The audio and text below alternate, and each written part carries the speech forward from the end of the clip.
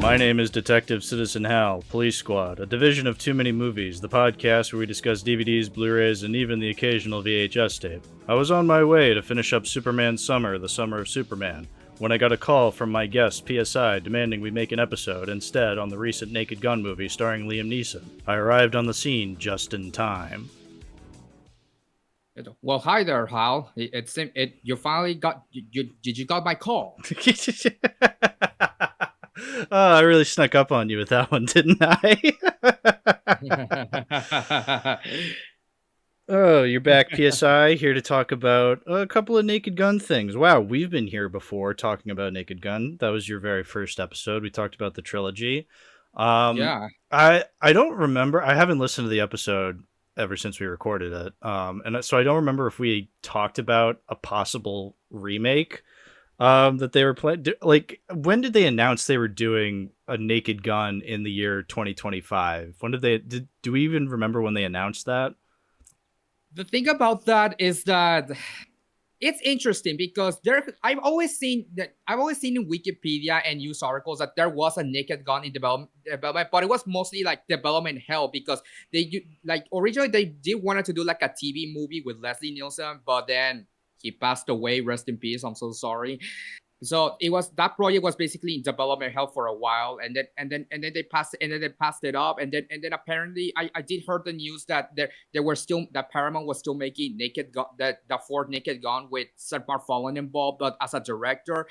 Eventually I did read that he went on to be producer and pass it on to Akiva Schaffer as director. But that's all I know about it. I think when we recorded the episode, I think I had the reboot movie in development on my head, but I wasn't sure. But the thing is, I don't think I brought it up that much because I felt personally that I thought that since it was in development for a long time, I thought it was gonna be canceled or something, which I that would be like a blessing in disguise. But I don't. Yes. But I'm not. I wasn't so sure. But apparently, but then my surprise came about that. Yeah, it was finished. Well, yeah, because, I mean, let's be real. When you hear, oh, they're making another Naked Gun, it's been 15 years since Leslie Nielsen died, your immediate reaction is to go, oh, this is going to hurt. Because every time we've gotten a reboot or a legacy sequel or any continuation of a classic franchise in the modern age, look, my go-to reaction is to be like, this is going to suck. This is going to hurt. Which, you know, when it comes out and it does end up sucking, I'm not disappointed. But if it comes out and it's actually good, then hey, a nice surprise. That's exactly what I went into with Beetlejuice. That's exactly what I went into with Top Gun Maverick. And guess what? I was rewarded because those movies are pretty good, in my opinion. I think, you know, obviously, I feel like Beetlejuice is a little more mixed in terms of reactions, but I actually think it's pretty good, all things considered. But when you go into that mindset with like Chip and Dale, like what the director of Naked Gun 2025 did before this movie, guess what? You think it's gonna suck? It hurt. Even though I knew it was gonna suck, that movie still hurts. It's one of the worst movies I've seen from this decade. Chip and Dale is probably the most demented movie in terms of hurting me a lot because that movie, I think it had a lot of potential, but oh my god, I was suffering in my soul when I watched it. Jesus Christ. It's I haven't seen it in years. It's probably due for a rewatch, but I just don't have it in me to go and do it because it's Chip and Dale. It was bad. Like, it was just bad. So with that in mind, and just the idea of a reboot / legacy sequel / continuation in all general honesty, I was not looking forward to this Naked Gun movie. The trailer was okay. I thought the first trailer was honestly okay. They're doing something interesting here. I mean, obviously it's a trailer. You're not going to really get a general vibe. You're going to get a general vibe, but you're not going to know what a movie is like until you actually watch the movie.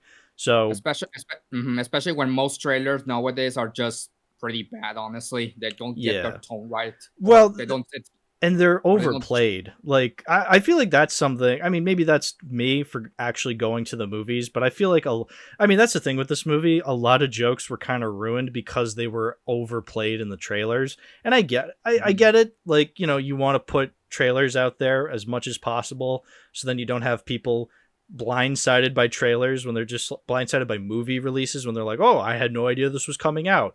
But then, you know, if you push movies too far, you get sick of the movies before they're even out. Like I've said before, Bullet Train, that trailer played all the time. I was sick of Bullet Train before I even saw it, which sucks because Bullet Train's a good movie. Yeah, it's a pretty good action movie. So but yeah, the trailers. I mean, I can remember a few times when trailers are so overplayed that makes me feel, oh my god, stop! Just stop already. Like recently, that was with me with Freakier Fire. Like every time I see the same ads, every time I see cable TV, and I'm like, okay, fine, I'll watch it. Just shut it. Mm-hmm. So obviously things working against the movie, but then when you actually see the movie, so I will say, all things considered, Naked Gun 2025, honestly pretty okay. I was very happy with how it turned out. I think it's my least favorite Naked Gun movie. I think I rewatched the first three again since we had made our episode on the trilogy, and I liked them a lot more than I had remembered. I freaking love the Naked Gun trilogy. I think it's one of my favorite comedy trilogies ever now. So obviously, I guess, you know, my expectations were pretty high in that regard, but they were pretty low with the whole, this is a remake. Or a continuation, or whatever the fuck it is. It's a comedy movie. It doesn't fucking matter what it is, because it's kind of half a reboot, half a just continuation of like, oh, this is just another Naked Gun movie. Which I think that term is more like soft reboot, where it's obviously starting over, but it's still continuing from what was before. Right, but also it's kind of hard to really pin this in the same universe as the Naked Gun movies, just because it just looks a lot different than those Naked Gun movies. Naked Gun was made at a time when movies looked a certain way, you know, when you could actually fucking see. And that's kind of my main issue with this movie. The cinematography is way too dark. I get what they're going for. They're going for the generic action movie. Like, it looks like a Taken movie. Duh, because it's Liam Neeson. And yeah, action movies have a particular, generic action movies have a particular style to them in that they're boring and have no style. So I get that's part of the joke. And it was pretty interesting, but I don't know. I feel like when you have something silly like the Naked Gun, I don't know. I prefer if the cinematography wasn't so dark. I feel like I miss the time of like Airplane and Naked Gun and UHF, where movies could actually be bright and colorful, and that really enhances the comedy. I feel like it enhances one joke with the whole dark cinematography, and that is, oh, it looks like a generic action movie, and the characters are taking everything so seriously, but everything is so silly within the world. And it's like, yeah, that's one joke. Great. I don't know. I just feel like it's a little distracting. Minor nitpick, whatever. I mean, yeah, I can see where you're coming from. I mean, obviously, when you compare the Police Squad, the original Naked Gun, to this one, you obviously gonna see different writers, different cinematographers. And honestly, I can see your point about the cinematography looking not fitting for Naked Gun, because of course, like you mentioned, it feels like it feels like it's parroting more Taken and other action thrillers and all that. But when I saw it, I saw it 2 times the film, and I think I see and maybe it's my own perspective. I think I see the point, because the movie starts out like your normal action thriller and all, like Taken, or even something like Kingsman and all that stuff. But I think that's the joke, because it's trying to induce the audience to think this is gonna be the kind of movie, and then slowly make the movie feel more like Police Squad, so people can feel more, the new audiences can feel more familiar as what Police Squad actually is by the end of the movie. That's how I feel, especially with how the movie ended. Yeah, but I feel like if you're going to see a Naked Gun and you're blindsided by the comedy angle, why were you going to see the Naked Gun, you know? I don't know. That's I would love to imagine just somebody being like, oh, I'm going to go see this new Liam Neeson movie, this new Liam Neeson action movie, and be blindsided by the comedy and just thinking, what is this? Why is everybody so silly in this movie? Like, that would be pathetic. Kind of, but at least they're playing it straight. I mean, they're not like winking at the camera. Well, okay, technically they wink at the camera 2 times when Liam Neeson said the new version, and you know that that new Right. meme. But no, I completely agree. The characters in this movie play it straight. The characters are playing it straight. The actors are goofing off and not taking it seriously, but the characters are taking it seriously, which is quintessentially Naked Gun. Yeah, that's the thing. Some visuals are weird, some jokes are weird in this movie. We can get into that in a bit. But I think overall, no matter how many issues I take with the movie, underneath the surface, there is the spirit of Naked Gun still intact, where the movie is goofy and silly, but the characters are taking themselves seriously, and that kind of adds to the comedy of the movie. Like, and that's the thing, the movie is funny. Like, as many as there are some jokes that are groan worthy or like really awkward, but there's a lot more really funny jokes, and that's important. Absolutely. Like after seeing more of the film, I can definitely see how the producers or writers do appreciate Police Squad. I can see that they're really fans of Police Squad and they appreciate all the work that the Zucker brothers and Jim Abrams have made with Police Squad in the original trilogy, and they would make sure to keep the tone and the style of jokes intact, which I really appreciate. Like, they did it mostly well in this film, honestly. Yeah, that's a good point. It's definitely made by people who appreciate and love those original movies. And you want that. You want somebody who's familiar enough with the franchise that this is attached to and actually do that kind of style and kind of tone justice. But you also don't want it to be too far where it's mega fans and they just like go too far and they don't make a good comedy. They're just like making references all the time. Like that, you definitely need that balance, because that's one of the, to bring up Chip and Dale again, that's one of the biggest problems with Chip and Dale. It doesn't feel like it's made by people who understand why people like the original Chip and Dale. It feels like it was made by a committee. It feels like it was made by people who just wanted to make weird jokes, and the jokes come across as kind of insulting and kind of insufferable. And not just that. In this Naked Gun, you can tell they love the style of comedy they're going for. For Chip and Dale, it really feels more like self-deprecating, hypocritical stuff. Like they're trying to make the more self-deprecating humor of, we're doing this, and instead of doing like some subversion of it, they're just doing it, and it's like, then why are you pointing it out? Yeah, there's no subversion if you're claiming there's a subversion. Like, it's kind of the irony of subverting expectations. I don't know, whatever. Not to make this a shit on Chip and Dale episode, because I don't want to do that, because I haven't seen it in years, so I can't really judge it fairly, quote unquote. Me neither. But I mean, some stuff is still in my mind, but I won't go into it. But I will say that Akiva Schaffer, that's the director of both films, I will say he did redeem himself for me with this film, because I really enjoyed Naked Gun 2025, like more than I expected, because I was expecting it to shit on it. Like, I was expecting it to just suffer from it at times, but no, I did have a great time, especially after watching it 2 times. Yeah. For one thing, the jokes are very funny. They're very in line with what a Naked Gun movie would joke about, but in a way that it feels fresh and new. Like, you have the opening during the bank robbery where Liam Neeson is fighting everybody, and there's all these weird and wacky ways he's beating up the thugs. Like, he eats a guy's gun at one point. He does the finger guns and shoots a guy. Like, that's funny. I haven't seen those in Naked Gun movies before. And when he throws the guy, and then and the people shooting, and then they follow the guy shooting, and then they shoot themselves. That was pretty amazing. That's funny. Like, that is quintessentially Naked Gun, and I'm like, okay, we're in good hands with this one. And Liam Neeson, I think he's, at first you think he's kind of a weird replacement for Leslie Nielsen, but it makes sense. He's an older action star, and he's mostly been in a lot of serious movies. He's had his times where he's been in silly movies, like the Lego Movie and that weird Western movie that Seth MacFarlane did. I haven't seen it yet, because why would I? And don't forget the cameo in Ted 2. I haven't seen Ted either, so yeah.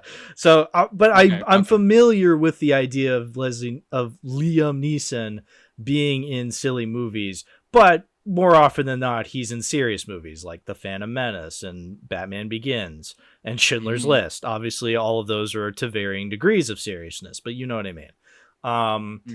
But I think he does. They do him right, where it's like, okay, yeah, he's a serious actor most of the time, and he plays it straight. Like, he's not being like silly, goofy Liam Neeson in this. He's being straight and serious Liam Neeson, and that's what makes the jokes even funnier. Exactly, and I do think that Leslie Nielsen did great in this. I mean, like you said, he plays it. Liam Neeson. Liam Neeson. Leslie Nielsen's dead and buried. He's gone. It's not my fault they have the same initials. Just leave me alone. Yeah. I will say he's no Leslie Nielsen, though. Like, he's a good replacement for what this is. But if we're comparing the two, it is unfair. But Leslie Nielsen trumps him every time. Like, I'm sorry. That dude was just incredible. Yeah, of course. Yeah, of course. I mean, I'm a huge fan of Leslie Nielsen. I mean, all he's done, both serious and comedy, I don't think he can never be surpassed in any capacity anytime soon. Like he was a legend in both aspects. And he's one of the actors I really give him a respect a lot. Liam Neeson here, he did well. I mean, there was that scene at the beginning where he's talking to Leslie Nielsen's photo, and he's saying, "I want to be just like you, but I wanted to also be original." And so, it's like the movie itself is self-aware of what it is. So it's trying to accomplish. Which can be little towing of the line, you know, where it's just like, oh, we're pointing out that this is a remake. And it's like, okay, pull it back. I know you know it's a remake, because guess what? I know it's a remake. So, you know, you don't have to make these jokes. They're not that annoying with the self-referential humor in this. And I really do appreciate that. There's some times where it kind of toes the line with other references. We'll get to that. But I think overall, it's fine. They do enough of the whole, like, oh, we're doing this again, but different. So I'm glad they don't go too far with it, because that would have ended them up in Chip and Dale territory. To be fair, this movie does retread a little bit from the first movie. Like, you got this evil billionaire. You got Pamela Anderson plays like the love interest. Which but that's literally what the other movies were too. Like, Naked Guns 2 and 3 were literally that too, where they had a specific villain, and Priscilla Presley is just the love interest. Like, they kind of made the same movie over and over again, just with, you know, different enough like, I don't know, conflicts. I feel like this one does it fine enough. I think Danny Huston as the main villain does a good job. Yeah, that's an interesting main villain character, where I'm like, Danny Huston. I mean, he's an interesting actor all around, because he's been in some really bad movies, I'm realizing. When he's like, I think he's the son of John Huston. I mean, his last name is literally Houston, so like, I think he's part of the Houston family dynasty of Hollywood. I'm speaking out of my ass. You know what? You say something. Let me fact check that.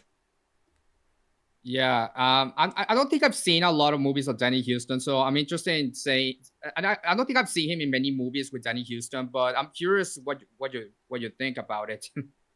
Oh yeah, his father is the famous director John Huston, the guy who is he's in Chinatown. Great movie. Anyway, great actor. Oh, nice. Yeah. Very famous director and actor. Anyway, so yeah, he is part of the Huston family legacy. And he's a Naked Gun. No, but like, what I mean by that is Danny Huston's one of those actors. I mean, you look at his filmography, and he was in X-Men Origins Wolverine and Wonder Woman, the first Wonder Woman. Oh my God! Now I remember. It was that guy. Jesus Christ! Yeah, thanks for reminding me. He's the main villain in both X-Men Origins and Wonder Woman, and I guess people like Wonder Woman. They pretend to like Wonder Woman. I'll be that contrarian and be like, I think people are pretending to like Wonder Woman. I don't believe. I think Wonder Woman is fine. I mean, it's just fine, personally. Yeah, people only say they like it because it was the first female superhero movie, quote unquote, whatever. No, that's a discussion for another time. I'll plant the seeds of contrarianism and piss people off with that one, and then later down the line, I'll defend myself on that one. Moving on. Danny Huston was also in a movie called Frankenstein from 2015. And it was like this modern interpretation of the Frankenstein story. And I hate it so much. It's such a bad movie. It's so bad. Ugh. Anyway, no, but Danny Huston's been, I guess he's been in some good movies. I just haven't seen them. I think Naked Gun is literally the best movie I've seen him in. But I think he did good for this role. He knew when to be funny. He knew when to be serious. And really played off well with the other characters. I think he did a great job. Obviously, he's no Ricardo Montalban, but I think he does well as, like, you know, one of my favorite jokes of his is when he's looking in the mirror and he pulls off his scar and just puts it back on. That's great. Yeah, apparently that is very important for his identity. That's the fake scar, sure. Yeah. And I like his Black Eyed Peas joke. Like, that was funny. Like, that could be one of those jokes where it's like, oh, the joke is we reference the Black Eyed Peas. But I think they actually do something very funny with that. And that's what I appreciate about it. Mm-hmm. Yeah. When I first watched the movie, I thought the villain was decent, but I didn't really think too much about it because when I was seeing all his plan, all I'm thinking was, well, it's literally his plan is literally the villain's plan from the first Kingsman movie. And I was like, that's a bit distracting.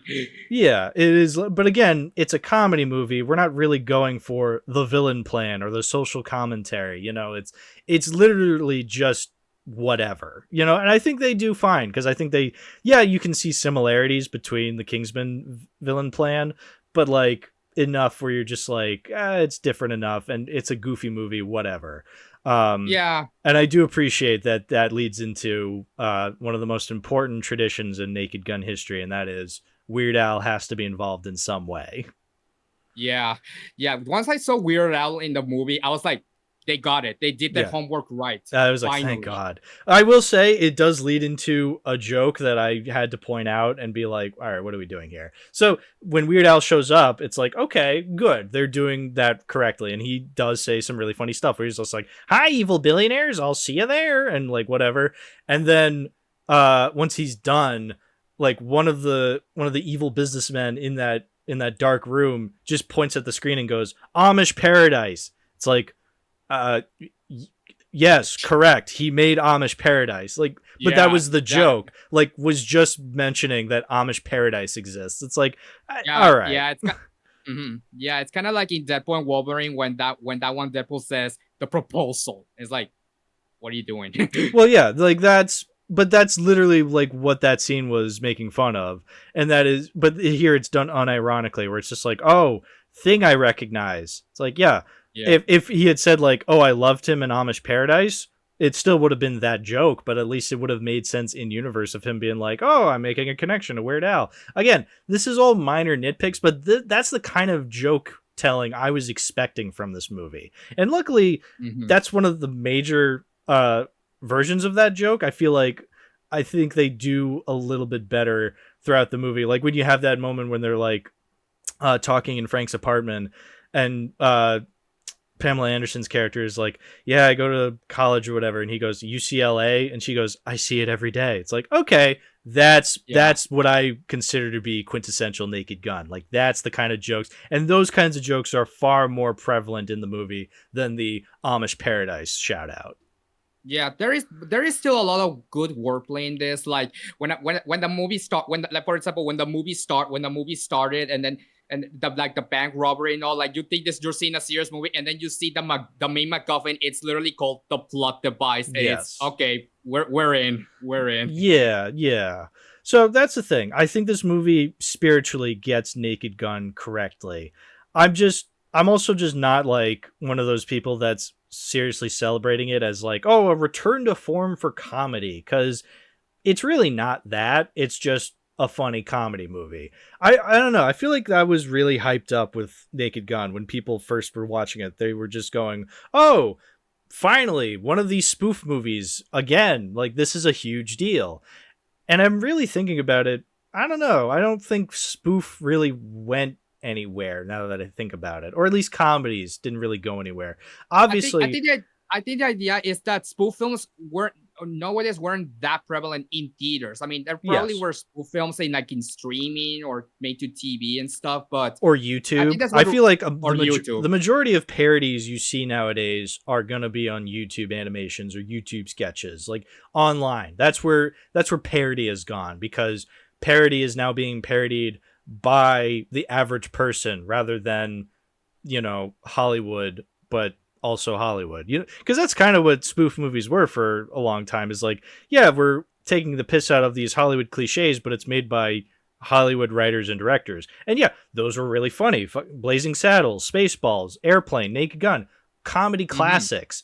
But let's not pretend like they weren't what they were. Whereas I feel like parody now is made by normal people on YouTube. I mean, as normal as YouTubers can be, not so much, but you know what I mean? Like it's not on the same level as Spaceballs. You're getting YouTube parodies online made by people who aren't in the industry necessarily. But also I don't know. I feel like, yeah, there was this, and I maybe this was me personally. I was expecting this to be kind of a return to form for that silly comedy, and it really wasn't. I feel like because I realized, okay, well, if I want to think of like a return to form for comedy, I feel like I got that more so in Hundreds of Beavers, where here's a comedy film that was made and actually gave me something that I would want, that I got similarly from my all-time favorite comedy movies, stuff like The Naked Gun, like Monty Python and the Holy Grail, like Airplane. Like those are some of my favorite comedies of all time, and I feel like Hundreds of Beavers really nailed that better than this did. And not that this was a bad movie, it's not. It's just a good comedy, nothing that spectacular. Yeah, especially when attached to something like Police Squad or anything related with the soccer brothers. It's obviously gonna be difficult trying to pretend that this is part of the same franchise, because well, technically it feels different. It does feel different that it doesn't follow exactly what Naked Gun was about. But honestly, personally, as a homage to what Naked Gun was about and what Police Squad is, I relatively think they did a good job, because I did feel some of the spirit in it. I did feel that the jokes were in earnest about what it was about, and also because sometimes how can I say it?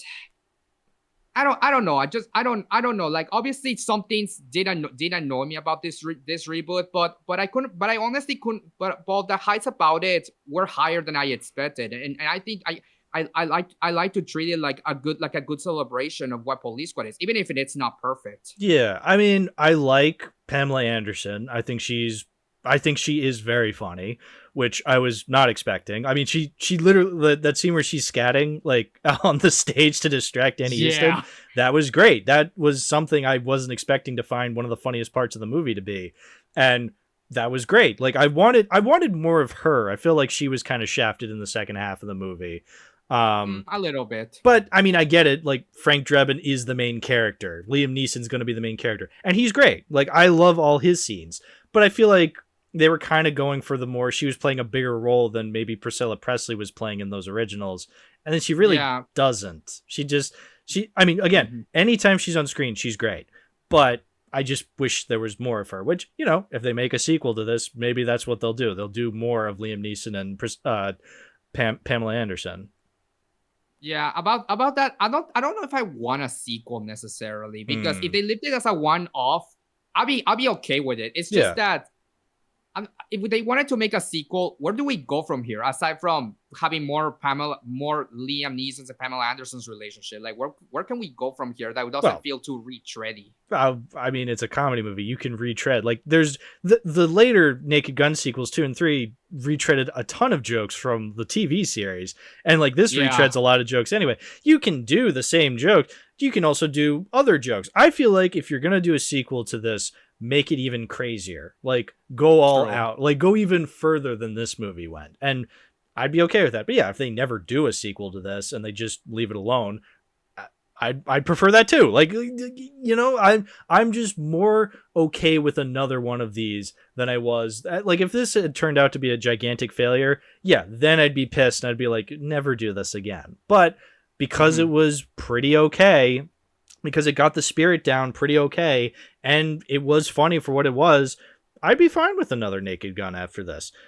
But, if we never do get one, whatever. C'est la vie. I don't care. I'd be just...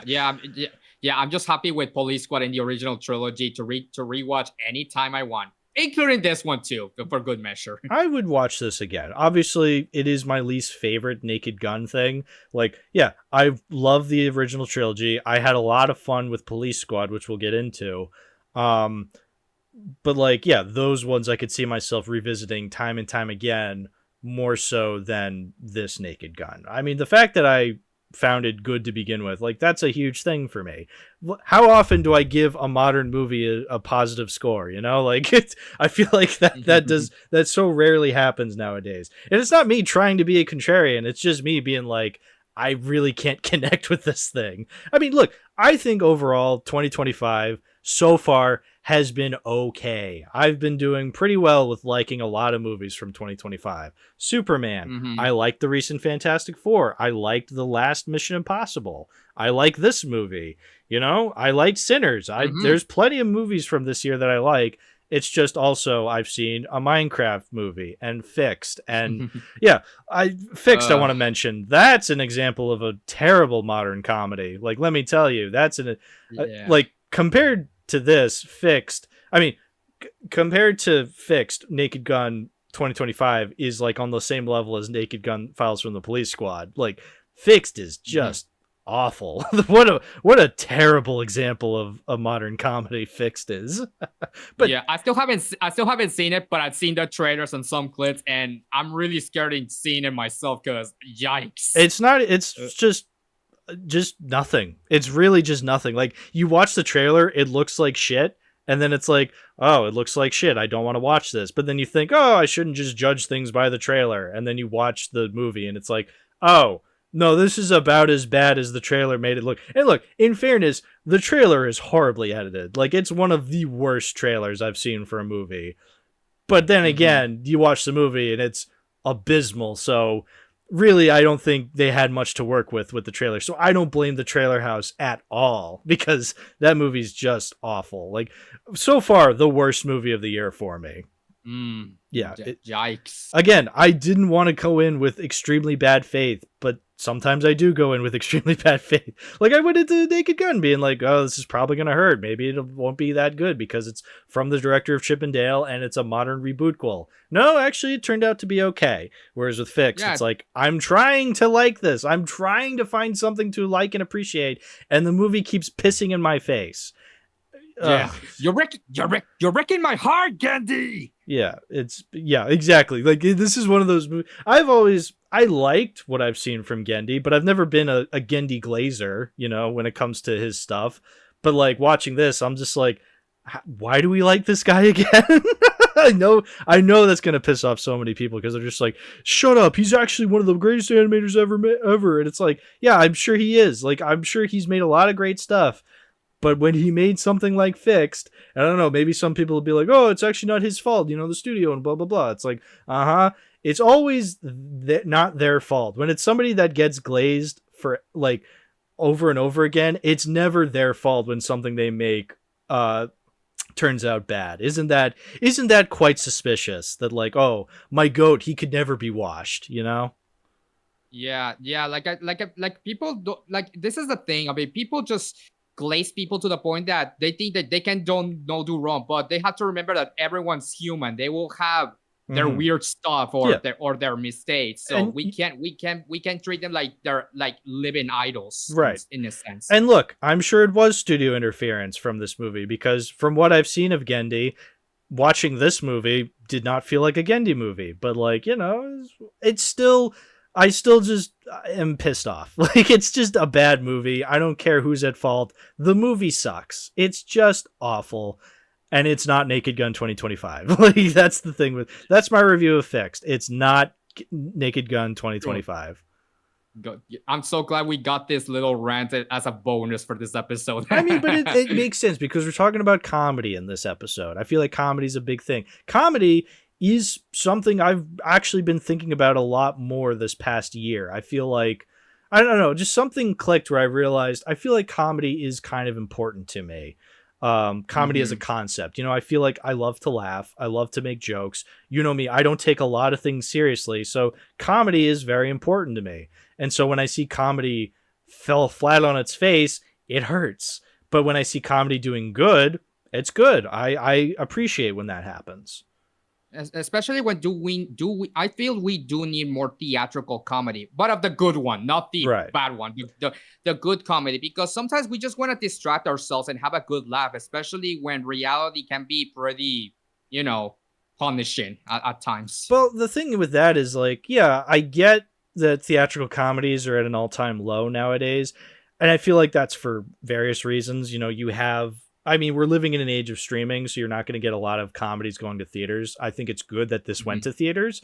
But yeah, I feel like people will probably say like, oh, comedy's not big in theaters anymore because of woke. And it's like, well, no, not necessarily. Like, I think it's more of a problem with, theaters, with movies in general than it is with comedy, because comedy as a concept, yeah, it's not big in theaters, but it is huge online. You get stand-up specials online, you get podcasting. Like, some of the biggest podcasts in the world are comedy podcasts. Kill Tony, that's one of the biggest podcasts in the world right now, and that's a podcast about people going up and doing stand-up for like a minute, and they fail horribly, which in and of itself can be kind of funny, so that's just, I feel like comedy nowadays is just different than it was back when The Naked Gun was in theaters, where you could have a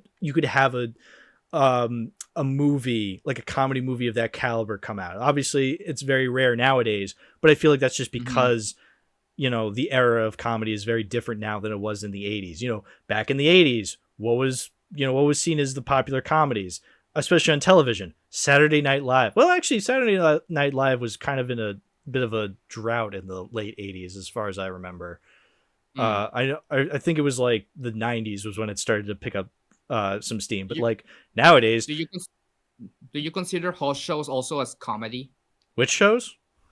The host shows like Late Night with, I forgot their name. Yeah, no, especially now, like back in the day, you had your Johnny Carsons, your Conan O'Briens. Like, absolutely, those are peak comedy. Like, I've watched clips of Conan O'Brien sometimes. I'm like, this rocks. This is so funny. And then you watch late night of nowadays, and it's Jimmy Kimmel and Stephen not Stephen Colbert anymore, because he got canceled. But like, I mean, look, I get it. People are like, no, you can't censor Stephen Colbert. Like, we want him to be able to do that. But it's like, a part of me is like, thank God. Yeah, I think the important thing to note is that comedy will never die. We will always find somewhere to find good comedy. Right. I just feel there has to be equal portions to be available. That's why I mentioned about theatrical comedies, because compared to other places where you do find comedy, I do wish theatrical comedy does come back, and I'm honestly glad Naked Gun is there to fill that bit in the gap. Yeah. So yeah, if we get more movies like Naked Gun, where we have like theatrical comedies being released more often, but then we still have comedy to find in the podcasting world, like with Matt and Shane's Secret Podcast and Kill Tony. I think if you have a balance, you can. I think it works out perfectly. Like, I would so be down to see more theatrical comedies. Again, not exactly like Naked Gun, but like, something to that caliber, or at least, because you still get comedy movies made nowadays. Again, Hundreds of Beavers released in theaters, huge success, huge comedy. Obviously not the biggest thing in the world because it's an indie comedy, but for what it is as an indie comedy, it was a smash hit. Some people want to be like, oh, it wasn't that big of a hit. It's like, it didn't make $1 billion, but considering what Lake Michigan Monster was, and that's the level of notoriety Hundreds of Beavers got, that's huge. So like, count your blessings. Not every movie needs to make $1 billion to be considered a success. Honestly, I'm so tired of people using box office like a metric of how good a movie is. Because I hate it. I fucking hate it. Look at all the list of box offices. I see like four of those are mediocre or just plain bad. They just see it because people want to talk about it. So you can't really rely on that. Yeah, people are complaining, oh, the new Lilo and Stitch made $1 billion. It's like, okay, Captain Marvel made $1 billion. Who the fuck cares about Captain Marvel in the modern day? Like, are you seriously going to tell me in 6 years people are going to be talking about the Lilo and Stitch remake in the same breath as the original? No. No. Yeah, obviously their success is at the very moment, but are we going to be talking about these movies years down the line? I don't know. We won't know until it's 6 years down the line. Come back to this episode 6 years from now, folks. See where we're at. I have no idea. But I'm going to make a prediction that 6 years from now, we don't give a shit about Lilo and Stitch. Or Avatar. Which one? Either. Either, yeah. Okay, yeah. Oh, that's right. The third one's coming out this year. You know what's funny? Every time I see the trailer thumbnail on YouTube, I always think it's AI generated for the thumbnail for the third Avatar movie. It looks AI generated. It's not. But like, considering James Cameron's stance on AI, you can see why. no, it's literally just because it looks generic as fuck. Like, it looks like one of those fake, like, on YouTube, there's those fake AI trailers where they're just like, oh, I don't know, fucking Star Wars 2, and it's just like Daisy Ridley but pregnant, and it's some. No, I'm thinking of the Moana 2 trailer, and it was Moana but pregnant. Oh God, no. Yeah, but that's what it looks like to me. It just looks dumb, It's just, but it's like Avatar, but with like fire. It just looks ugly and AI generated. But like, I saw the trailer in theaters, and it's like, okay, that looks pretty okay.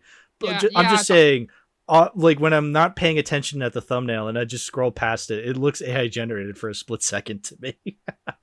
Yeah. So much computer generated nonsense. Well, so I guess to wrap things up with Naked Gun, do you feel like adding this to your collection? I will say yes, because I did have my good time with it. Especially, I especially enjoyed it a lot more on my second view, and especially knowing what to expect and all. And I honestly have a good time. Maybe not exactly like perfect Naked Gun material, but it is a really good comedy that after watching it a second time, it makes me want to rewatch it a lot of times, because it's just really funny. Mostly like I think the bit about the chili dog, like the camera recording, I thought that was like a little bit cringy because it's like fart jokes and all that, but whatever. You can't win every time, but most of the jokes I really enjoyed it. Like the snowman bit, like at first I was like, okay, the best. Yeah, like they go to like that fucking cabin in the woods, and they're building a snowman, and then he tries to kill them. Like, great, perfect. And the music choice with playing Never by Heart, like, just perfect. Like, that's the best part of the movie to me. Yeah, and it's really reminiscent of the love montages from the first two Naked Gun movies, where where Frank and Jane get in love and do those weird stuff. Like, I do think at second watch, I do think now this is a really good bit that is reminiscent of that, but trying something different by adding the snowman turning alive by spell incantation. Like that, you did, like that was really good, honestly. Yeah. So. Yeah, I wouldn't mind adding this to my collection. It's not a priority buy. Like, I'm not going to, like, once it's out in stores, I'm not going to be like, crawling, like, I don't know, driving down the highway at 90 miles an hour to make sure I get my copy of Naked Gun. Like, no, if I'm going to add something to my collection of the movies I've seen so far this year, it would be something like Superman or Fantastic Four. Or Sinners. Yeah, I still have to get Sinners. I probably should do that so that I can have that in time for the 2025 episode. I'll get it. Don't worry, folks. I'll get Sinners. But yeah. Is there anything else last second we have to say about the Naked Gun? Well, what was your favorite joke of the film? Oh, the snowman scene. The snowman. All right. Yeah. There was also that one joke that at first I didn't get, but then after making researches, I was like, ha ha ha. When Liam Neeson Frank says, all right, we know where to go. We need to go to the Ponzi scheme arena. It's like, what do you mean? And then I researched it. Oh, he was talking about crypto.com arena, which was originally the Staples Center. Okay, good one. Well, yeah, I mean, but also it's just like, Ponzi scheme. Like, that's just funny. Yeah. Yeah, because I don't understand. Like, why did they rename it the Staples Center? Like, even as a kid, I know what Staples Center is. Who's gonna remember bad Ponzi scheme, literal Ponzi scheme.com arena? Yeah, but they change names all the time because it's the companies will buy the stadiums. Like, that's what, by me, the New England Patriots, they have Gillette Stadium. Gillette is the shaving brand. They have fucking like all these other places all like literally where the Celtics and the Bruins play is the TD Garden. TD Bank owns the Garden. Yeah. The only stadium in Boston that isn't owned by it's owned by a corporation, and that's Fenway Park. But that's because that has such a, it has roots in the history of Boston that they call it Fenway Park. If they changed Fenway Park, people would be pissed. If they changed it to, I don't know, fucking Hood Ice Cream Park, people would go livid. They'd be like, what the fuck is this? But, I mean, technically, they're never going to do that because Fenway Park in and of itself is a corporation at this point. So why would they change it unless they severely go under? That's possible. True. But they change, stuff all the time. That, the Sears Tower in Chicago, the tall building in Chicago, the Sears Tower, well, it's no longer the Sears Tower. It's now the Willis Tower because Sears no longer exists. So it doesn't own the Sears Tower anymore. It's now the Willis Tower, so they change names all the time. It's funny when you say that because Sears still exists here in Mexico. I mean, I know it's bankrupt in the United States, but yes, there's a Sears nearby me. So, but is there a Sears Tower? I didn't think so. But yeah, no, they're probably. I'm sure Crypto.com, like that stadium's not going to be considered this Crypto.com stadium for much longer. If crypto is seriously, a trend as people like to claim it is, I'm sure it'll be, I don't know, the Miller Lite Stadium in due time or something, or it'll be something beyond that. It's just whatever corporation has the most money. And it's just like, hey, we want to buy this team now. Then they'll change the stadium name to that. Mm-hmm. Yeah. At least I can say, at least Dave Bautista appeared in a good movie this year. Because of the cameo. The cameo.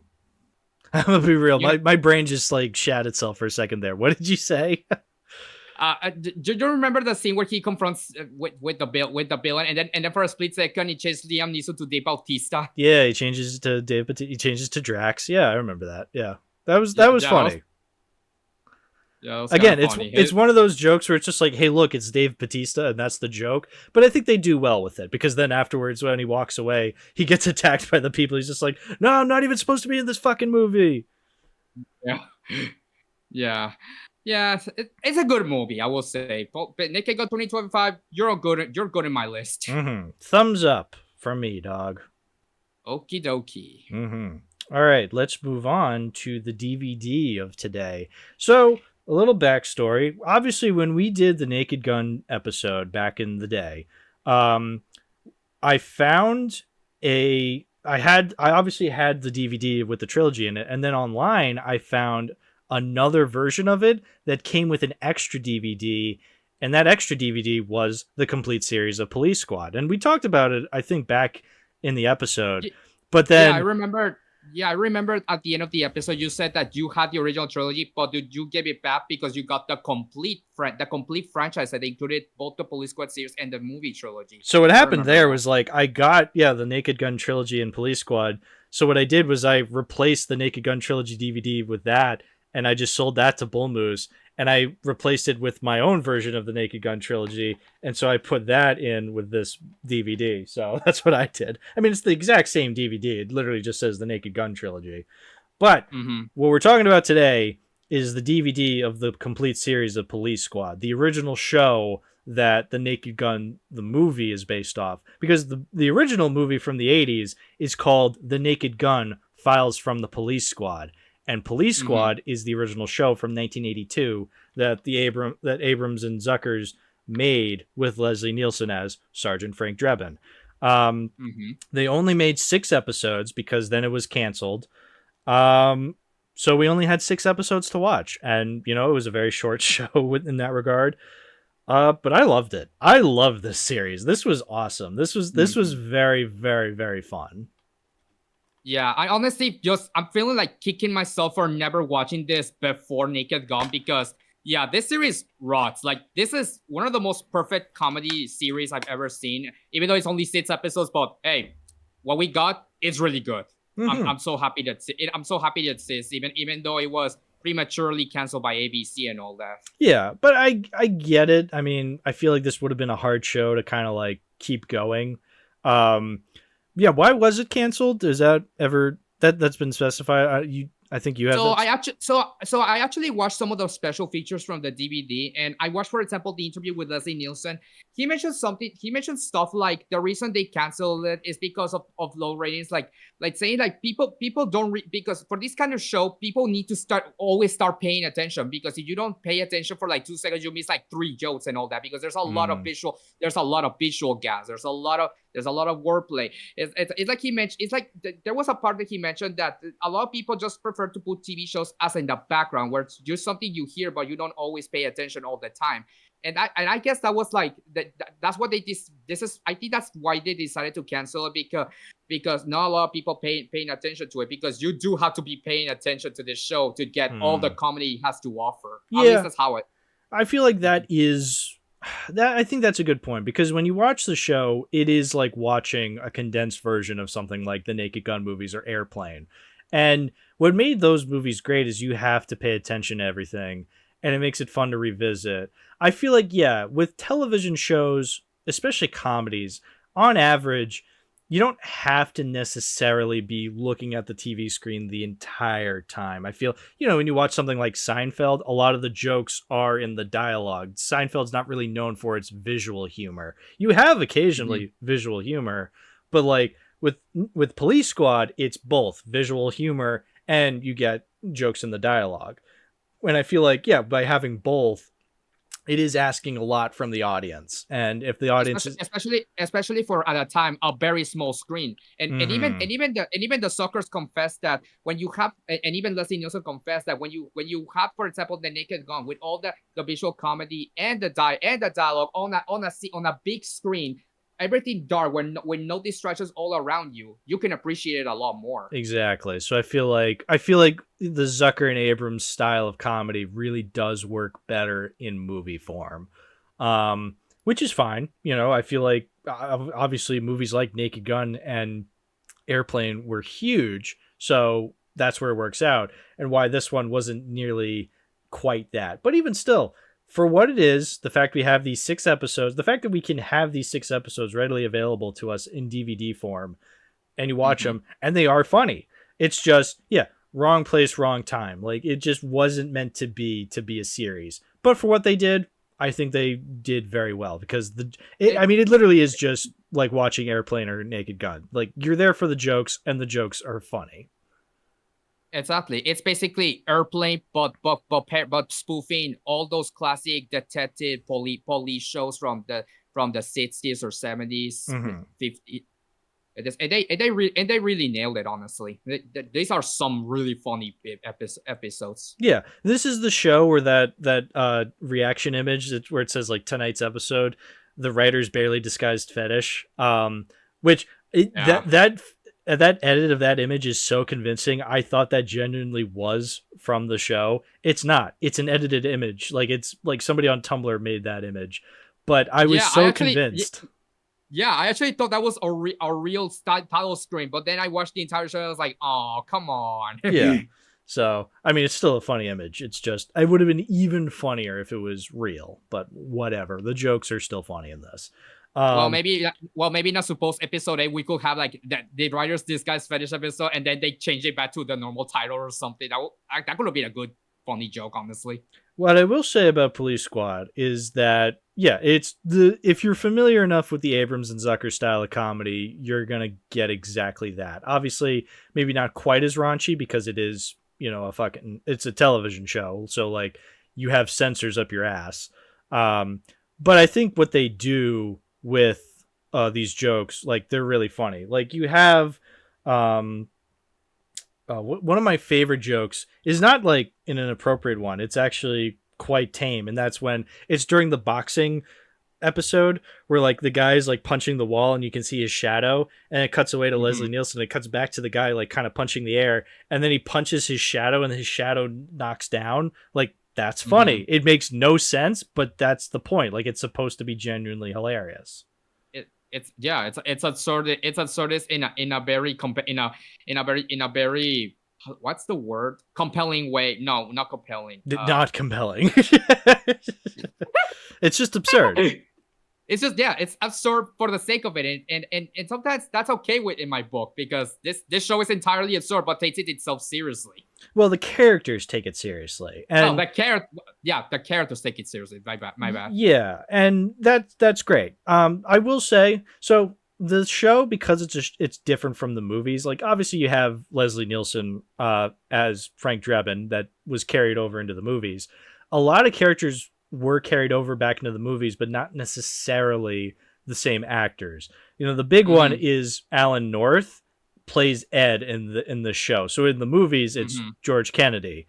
And I'm not going to lie, I liked Alan North. I thought he played an interesting Ed, but I really do prefer George Kennedy. I thought he really nailed that Ed role a lot better because he's like, you know, kind of similar to Leslie Nielsen where he's playing it straight, but still saying some really funny stuff. But I feel like he had better reactions than North did. And I don't know why they recast him because I thought like, oh, maybe North died and they just replaced him with George Kennedy. But then, no, I think they said that Alan North died in like the year 2000, which is years after the third one came out. So I don't know why they replaced him. Well, that depends. Was George Kennedy a big name back then? Oh, probably. Yeah, George Kennedy was a much bigger name because I know who George Kennedy was. I didn't know who Alan North is before I watched this movie or before the show. So I can see that. Yeah, I still prefer Kennedy, though. I think he really nails Ed. And here's something even more controversial. So Nordberg is in the show, but it's not O.J. Simpson. I kind of prefer O.J. Simpson as Nordberg. I'm not going to lie.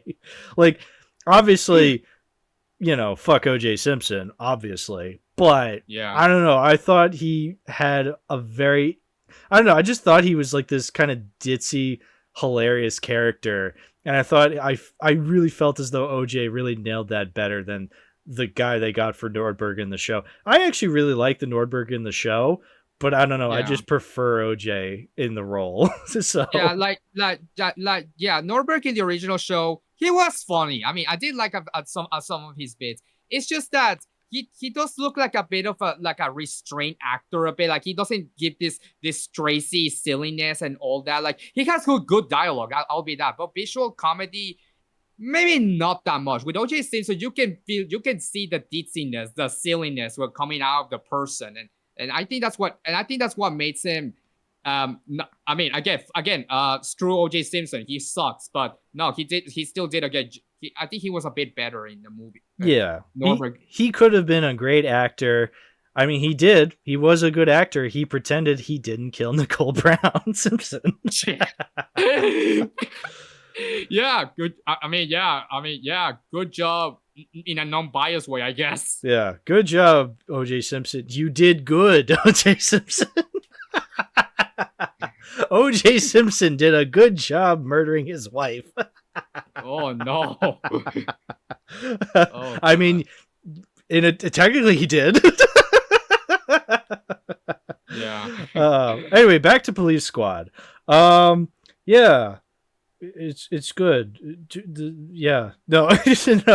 I'm just trying to think of because where do you go with talking about this show other than just saying like, oh, this joke was funny. Oh, this joke was funny. Because that's literally what it is, you know? Yeah. What about some recurring elements that didn't come to the movies? Like, for example, there's Johnny the Shoeshine Boy, the snitch. Yeah, that was interesting that he doesn't. He's a very major player in the show. And he never shows up in the movies, like not even once. I guess maybe because like, where would you put him in the movie? But like, I don't know. I feel like you could have had at least one scene. Again, was the actor dead and they didn't want to recast him? They were fine with recasting fucking Nordberg and Ed, but I guess they weren't okay with recasting Johnny. I don't know. The most similar joke that I kind of connect with Johnny is in the first Naked Gun when Frank is interrogating the guy from the port and then he's bribing it and then it's a back and forth. That felt a little bit similar. Yeah, that's definitely where they got it from. But then they just didn't have Johnny specifically. So I guess that's why. And then they just didn't feel like doing a Johnny in the second and third one. Whatever. I think he works fine in the show. I always like seeing him in the show because like they did really well with him. I will say they brought back Ted. In the show because they bring back the Lab Boys, and again they do the whole. It's the same actor. It's the same actor playing Ted, And Yeah. he's great in the roles. Like, I think because again, he plays it straight, he plays it serious. He's like this nerdy guy just there he's pretty much filling in a bit of a Q situation, like, oh, we have this, or like we're doing this with the lab. And yeah, he was funny every time I saw him in an episode. It's just interesting that they didn't recast him. I wonder why. That's interesting. Yeah, they did. Yeah, when it comes to show to movie, they brought back Leslie, they brought back the actor for Ted, and the actor for Al for the first movie. Yes, yeah, Al. Yeah, and they didn't bring him back for 2 or 3. But Al showed up a lot in the show, which I thought was really cool. Because again, I mean, they can only do so much of like cutting off his head on the top of the screen, but like I think they still were able to make all those jokes work. Yeah, like the banana, which was in the first movie, also in the first Naked Gun movie, that was a bit funny. And also the long haircut, like I was trying something new. Well, cut it off. Yeah, well, that's interesting that they do. There's a lot of carryover jokes that they do in the show that they did in the movie. Like the whole, I mean, they would carry over jokes within episodes. Like how many times did Leslie Nielsen go up to a character and be like, cigarette? And they go, yes, I know. You know, that was constant. And they did that all the time in the movies too. Yeah, they did the banana joke in the show that they also did in the movie. So they did a lot of carryovers where they're like, oh, we did this in the show, let's do it in the movie. And also a lot of times where Frank crashes something with his car whenever he parks. Right. I mean, that's a running joke. I'm talking about specific jokes. I guess maybe the cigarette joke can be seen as like a running joke where it's like, you do this all the time. Like, sure. Mm-hmm.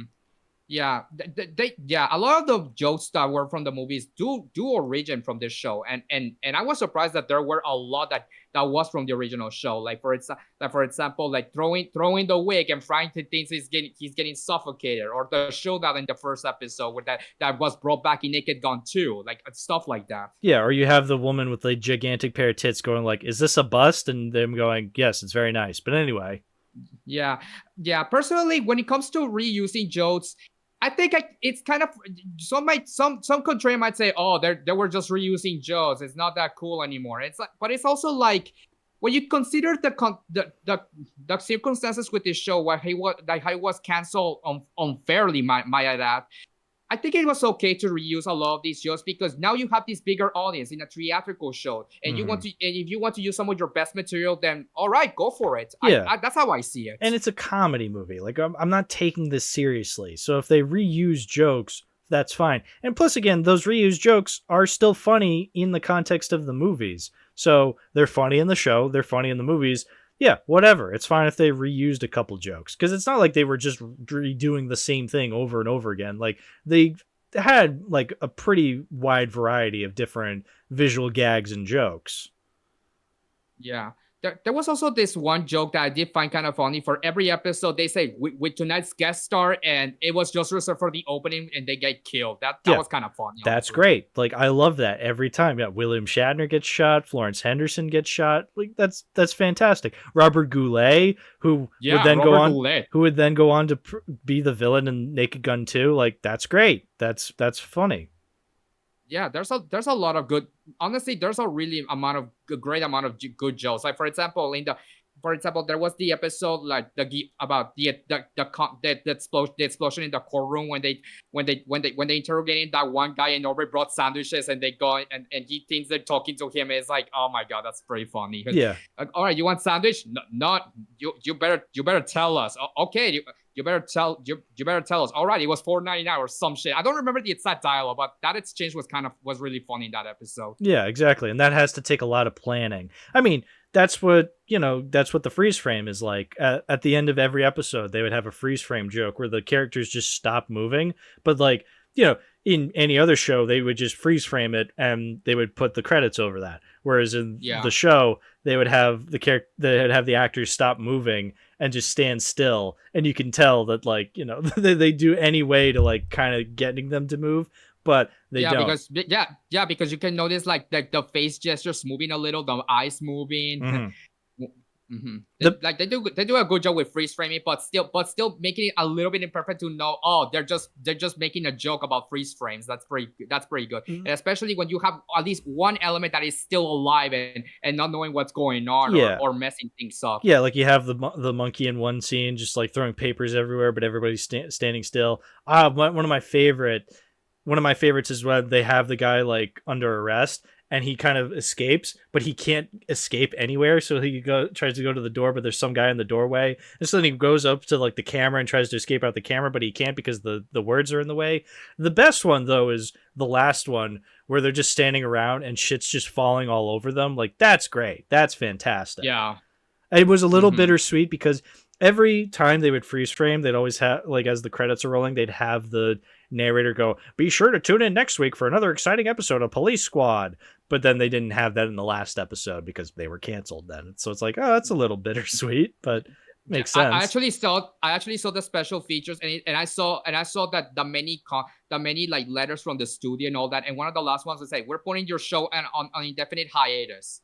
So yeah, you're canceled. Yeah. That's pretty bittersweet. I mean, yeah. But again, it makes sense why they did cancel it. It still sucks that they did, but I can't really fault the studio in that. It's like, I get it. It's a business. And if they get low ratings, why would you keep making something if it's not getting, enough ratings?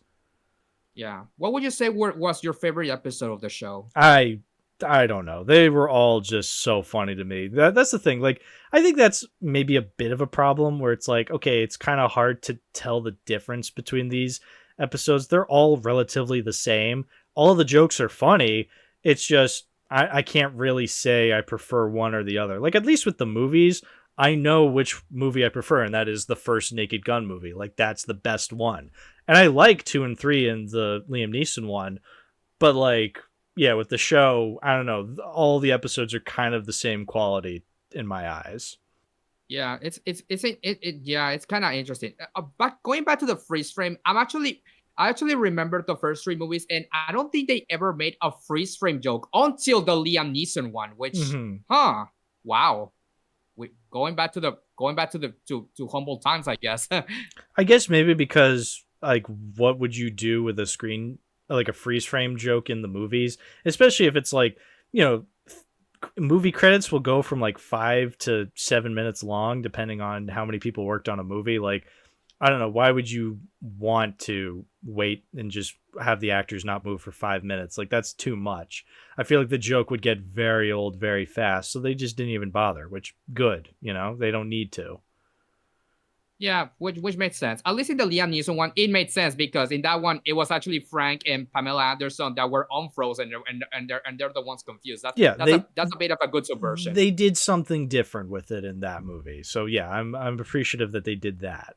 Yeah, when it comes to my favorite episode, I also I'm not sure because I laugh with everyone. I mean, maybe episode 6 is like the weakest one. I don't like there were episode 6 had good jokes. Like I love that the guy who got died. How that you'll get there. Sorry. Sorry. In episode 6, like the victim died with hallucination, with being drugged out, and I love that he died with a flashback of the Three Stooges. Like, oh my god, that's pretty funny. Death by Three Stooges. I mean, hey, the last episode was directed by Joe Dante, and it had Dick Miller in it, which was entirely random. But because I'm a huge fan of Dick Miller, I'm like, hell yeah, dude. Yeah. But again, I was really surprised. I can't really say it's the best one. Yeah, I was really surprised that Joe Dante did direct 2 episodes of this show. Like, that was really surprising, especially watching the boxing ring. Like, it did give me like a bit of Gremlins vibes, not necessarily in tone, but the way it looks and how it's filmed, it did remind me a bit of his work when watching it. Mm-hmm. Yeah. No, it's a good show. I can't really rank the episodes. They're pretty much all the exact same. Like, they're really funny. You could watch any of them in any order. You could watch any of them at any time, and it would be one of the funniest things you've ever seen. I will say that there's a lot. When I was researching about reactions about Police Squad, there's always this one joke that people say, "Oh, this is the best joke in the entire show," and I honestly agree. When Frank in the episode about with the gangsters, when Frank confronts the boss of the gangsters, is like, "Who are you? And how are you getting here?" And he is, "I'm the locksmith." and I'm a locksmith. Like, that is amazing. Yeah, That was amazing. I've heard that joke 1,000 times before I saw this, and it's still funny within context. I still think, for me personally, the funniest joke is still the boxer punching his own shadow. Actually, the funniest joke from that Key episode was when, he's talking to the woman and she gives him her key and she's like, meet me at my apartment 3:00 tomorrow. And then it fades into the next scene and he's like, it took me 2 weeks to find her apartment because she neglected to give me her address. It's like, that's hilarious. Yeah, and when the girl knows that Frankie is coming, then shoots it at the door, and then you see that what was pasted on the door, which is a shooting target, and then after she finishes shooting it, the shooting target just changes to the pose of being shot. Like, that's amazing. That's good. Yeah, again, it's Zucker and Abrams style comedy. Like, you're going into this as a fan of Airplane and Naked Gun, you're gonna have a good time. Like, I really can't say too much in depth about this show because it's just goofy for the sake of goofy. Mm-hmm. But going back to the Potsdam episode, there was also this one joke that I did remember laughing a lot, is when Frank goes to the bar and then he gets the low chair and he's like, what will you have? I'll have a screwdriver. And you think, oh, that's the drink, and then he did a little screw so he can fix his chair. Anything to drink? No, I'm good. Yeah, that's good. Again, peak Zucker and Abrams style comedy. Like, that is a joke you would find in Airplane or something. So yeah, I loved it. It was a great show. Sad that it was canceled, but honestly it makes it easier to watch because it's only 6 episodes long. I'm pretty sure you can find these on YouTube. Am I correct in that? I tried searching on YouTube and I only found clips but not full episodes. Maybe I didn't try my hardest, but I didn't find any full episodes. I did watch them through the DVD I bought earlier this year because I did want to get all the Naked Gun material I can to prepare for the reboot. But yeah, I'm really happy what we got. Mm-hmm. What we got. I do appreciate that they and to be honest, while I do prefer the Naked Gun movies, I still love the Police Squad TV show because that was the proven concept about that, and I appreciate it for that. And what we got, it's really good, and I can imagine myself rewatching them as much as I want, especially if I want a little bit of Naked Gun without resorting to just rewatch the full movies again. I will say, yeah, I prefer the original Naked Gun Files from the Police Squad movie. Like, that's the movie I grew up watching, so I have more nostalgia for it, and plus I just think it is quintessentially what I want out of a Naked Gun concept, and that is a feature-length movie. And I feel like this does that. I think it does that the best. Yeah, even still, I think the show is great overall, but I think I'm going to be returning to the movie more often just because it's just so fucking funny. But I mean, I can't think of a Naked Gun thing that exists that I don't like. Like, I love the second and third one. I like the Liam Neeson one. So yeah, I'm just going to keep on returning to those. Yeah, a comedy franchise that doesn't have anything bad in it. Wow. Yeah. I can't believe it. That's amazing. That is exceptionally rare. Because, yeah, look, as much as I love comedy as a concept, I will admit there's some really bad comedy out there, like, especially in movie form. Sometimes you get some of the worst shit imaginable from bad comedies. Sometimes you get really good stuff, like Freddy Got Fingered. That's a bad comedy. It's one of the greatest movies ever made, actually. But that is a very rare exception. Yeah, even though Police Squad, like, it was technically ahead of its time, but at least it evolved into a really good movie trilogy, a good homage movie to that. A really good legacy sequel, which, to be fair, a lot of legacy sequels really suck. So I'm really glad that the franchise at least is still on a high note so far. And I'm honestly glad we are in this timeline for that, because I cannot imagine myself having something related with Naked Gun that is straight up bad. So I'm really happy about that. So yeah, Naked Gun, 2025 movie, pretty good. Police Squad in color, the complete series, really good. And I'm keeping the Police Squad DVD. It's really good. I will say there were no subtitles on this DVD, but like, whatever. Like, I guess if they release it on Blu-ray, I'd like that, because then they could give it maybe they would give it subtitles, but honestly, it's not a big deal. Yeah, honestly, I was a bit personally, I was annoyed that there wasn't English captions because I don't know if you noticed it, but English is my second language. So I noticed.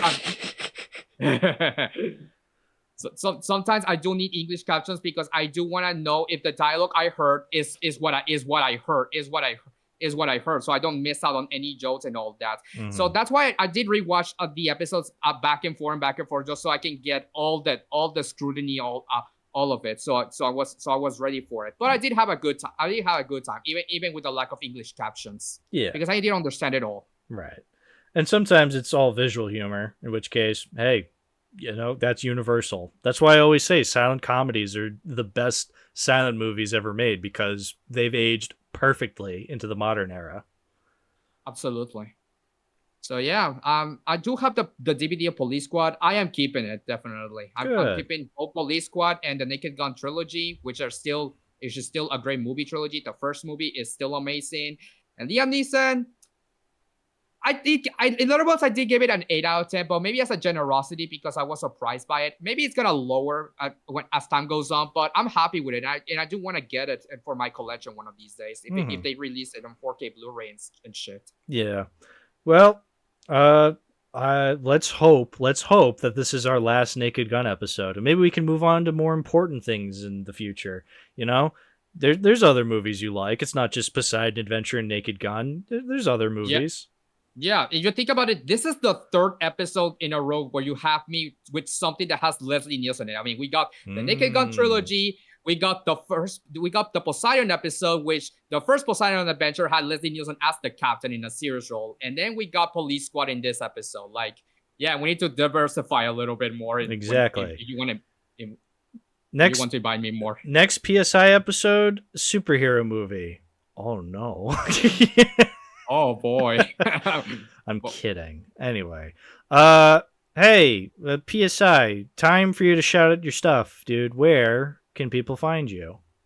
Yeah, you guys can find me on my YouTube channel. I'm actually rebranding from PSI user to UxerNobi. That's the name I'm gonna go now from now on. Like you can still call me PSI if you want. There's no problem with it. I'm not changing it. You're still PSI. Okay.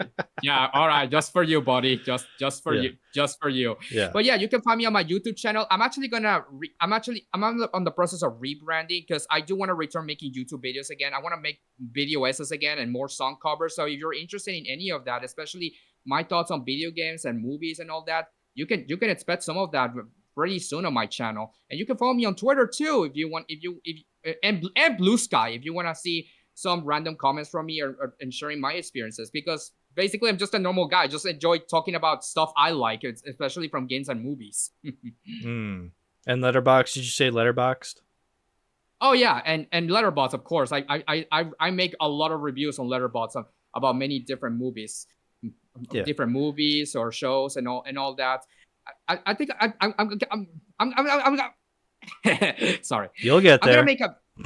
I'm gonna make use of Letterboxd as much as I can because I do enjoy reviewing movies, especially if I can share it along with you and many others in the server too. Mm-hmm. Well, your links will be in the description. I'm just gonna copy and paste them from the last episode into this episode. So there you go. Actually, is it okay if I can share them to you because I actually changed my YouTube username? No, it's not okay. Don't ever send me links again. Whatever you've sent me in the past, that's all you're getting. No. Anyway, so yeah, I guess that does it, folks. That's it. Go away. Goodbye. Yeah. Well, you know what they say. You can't have too many movies in your lifetime. Who says that? Me. Oh, okay. Yeah, because I've never heard that term. Too many movies. What is that? Yeah. It's not funny. Well, tell me. What are you talking about? What is so funny? Well, you're not getting it. You're not gonna get it. Well, what am I, a clown to you? What am I, some kind of clown? Joe Pesci? Maybe. I am Joe Pesci. I'm home alone right now. Well, yeah. Well, yeah. Thanks so much, Hal. It was a great time talking about Naked Gun once again, and again with Leslie Nielsen. But seriously, I need to talk about more other stuff if you want to invite me again. Okay, then we can talk about, I don't know, whatever. The episode's over now. Go away, everybody. We're done. All right, go outside and watch Nothing. I don't. Go watch nothing. All right, bye-bye, folks.